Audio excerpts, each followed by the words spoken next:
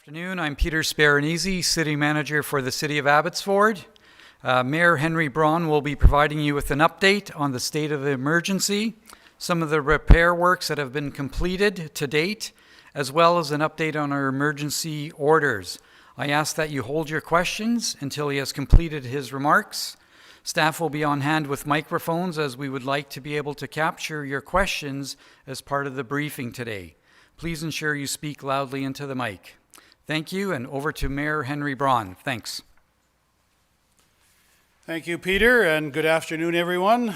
I'd like to start by acknowledging that we are located on the traditional territories of the Tsemeth, Matsqui, and Leqama First Peoples. I'm Henry Braun, the Mayor of Abbotsford, and as you just heard, joining me today is our City Manager, Peter Sparanese.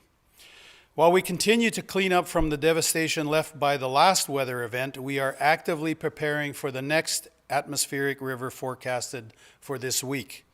City of Abbotsford staff with consultants are in the process of conducting extensive modeling on water levels with information from Environment Canada.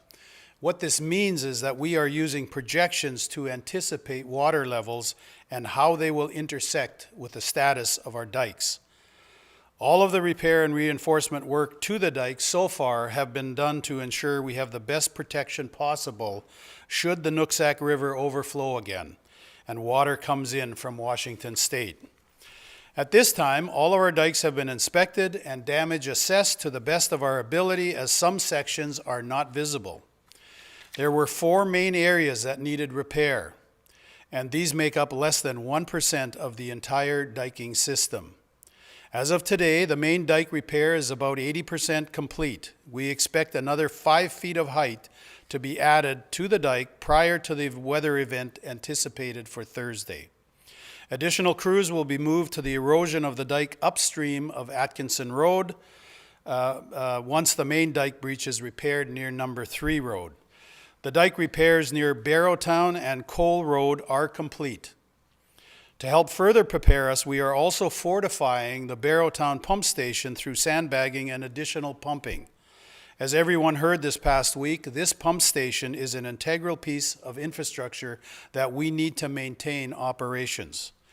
With support from the Canadian Armed Forces, we are also actively working to clear culverts throughout the Sumas Prairie, as well as other areas of the city.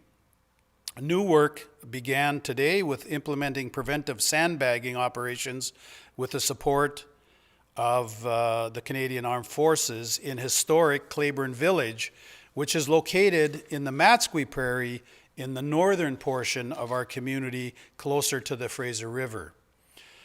This was also heavily hit during the last event. In addition, the city is also assessing slope stability in the Glen, Sumas, and Eagle Mountain residential areas.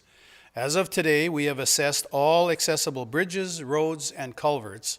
This includes 21 bridges inspected by structural engineers, 88 kilometers of road, and 357 culverts to be inspected by geotechnical engineers. We need water levels to abate to be able to continue much of this work.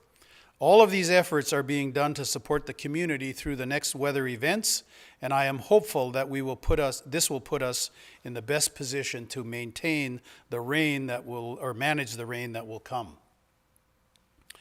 Rapid damage assessments continue as they remain an important step in determining when evacuation orders can be lifted. It's important to note that when evacuation orders are lifted, that doesn't necessarily mean that people can return to their homes and businesses. In some cases, buildings will require further assessments and work that will need to be done by the homeowner or the business owner. Of top importance with the rapid damage assessments is that we ensure people can return as safely as possible to their homes and structures so that we can start to undertake whatever remediation work is required. Finally, earlier today I spent 3 hours with Lana Popham, the BC Minister of Agriculture, together with MLA Pam Alexis and MLA Ian Payton, and we toured some of the areas where farmers were the hardest hit and where support is being brought in to support those farmers. I want to thank Minister Popham and her team for all they are doing to support farmers and bring in feed and other supplies as needed. There is a lot of work that still needs to be done, and we are committed to continuing to work together with senior levels of government to ensure Abbotsford farmers have as much assistance as possible. If you are a resident who may be impacted by the upcoming events, you can help be prepared by visiting our city website at www.abbotsford.ca. Prepare an emergency kit for you and your family so that you are self-sufficient for at least 72 hours with food, water, clothes, and a battery-operated or wind-up flashlight. It's also important to ensure that your vehicles are fueled and parked in an area that will allow you to evacuate quickly if required.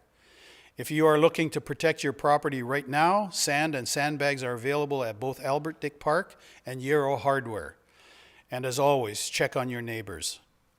We're in it for the long haul, and we hope to be in the best position possible with the weather events to come. Each day we will continue to share updates, facts, and photos during our press conferences on the City of Abbotsford website and our social media channels. That is my update for today, and I will now take any questions.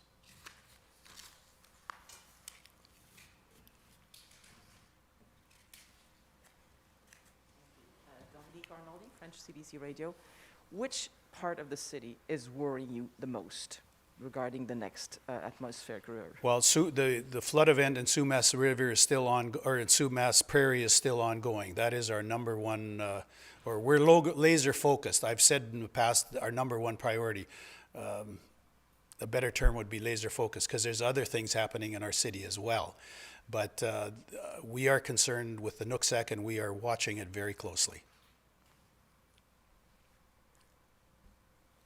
What happened with the Zurich Drive situation? Was that flooding or was that a slide, or what happened with that? Sorry, there's a slide where? Zurich Drive. Why was that closed? Glen Mountain. Well, that's a development that was done in the early mid-70s, and there's a retaining wall that we are looking at very closely. No, that's not flooded. That's probably 400 feet above sea level. Thanks for taking my question. I'm curious if the meeting with the agriculture minister today and viewing other farms has kind of given you an idea of what sort of protections are needed to protect Abbotsford and the Sumas Prairie in the future. We didn't get into that topic at all. The meeting with the minister with farmers was just to hear their story. The stories I've been hearing all week, and she heard a lot of stories, which is why we spent as much time. We weren't actually on the prairie, we were on the western edge of Sumas Prairie, and there, I'm guessing there was probably 50, 60 farmers. I tried to stay out of the way and let the minister and her staff and the other two MLAs from both parties interact with the farmers. I've heard, everything I heard there I had already heard before. Anyone else? Appears not. Thank you very much, and we'll be back here tomorrow at 2 p.m. Thank you.